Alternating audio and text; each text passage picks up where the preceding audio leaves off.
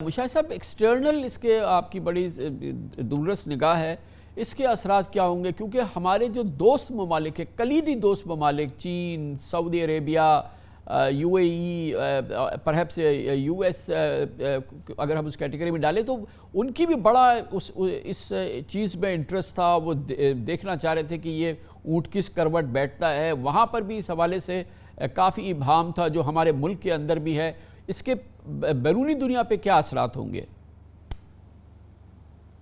یہ آپ نے کامران خان صاحب بڑا امپورٹنٹ سوال پوچھا کہ میں بھی ابھی حالیہ دورے سے آیا ہوں. میں مصر گیا تھا شارم الشیخ کانفرنس کے لیے، پھر میں ادھر گیا تھا آئی کیپ کانفرنس کے لیے استنبول بھی، ترکی میں بھی، اور کافی لوگوں سے میری ملاقات ہوئی. تو چاہے مغرب کے دوست ہوں، امریکہ ایک طرف ہو یا چین ہو یا سعودی عربیہ، ترکی، یو اے ای، سارے بڑے کنسرن تھے سیاسی صورتحال کے، اور یہ ٹرانزیشن کیسے ہوگی، کتنی سموتھ ہوگی اور کتنے پر اطمینان بخش ہوگی. تو یہ ایک سکون ہو گیا کہ ایک سینٹر آف سٹیبلٹی جو ہے پاکستان کی ریاست کا، جو پاکستان کے آرم فورسز ہیں اور جو آرم فورسز کا ہائی کمانڈ ہے اور لیڈرشپ ہے، وہ تو ایک ٹرانزیشن بہت کامیابی سے ہو گیا. اور میرے خیال میں دائیں بائیں بھی، ہمارے ہندوستان بھی، دوسرے لوگ بھی بڑے غور سے دیکھ رہے تھے. تو یہ ایک سکسیس ہے ہمارے سسٹم کی بھی، اور میں سمجھتا ہوں، میں ایگری کرتا ہوں کہ یہ ایک سائن آف میچورٹی بھی ہے. تو یہ ایک مثبت بات ہے قوم کے لیے بھی اور ہمارے دوستوں کے لیے بھی کہ یہ ایک اطمینان بخش فیصلہ ہو گیا.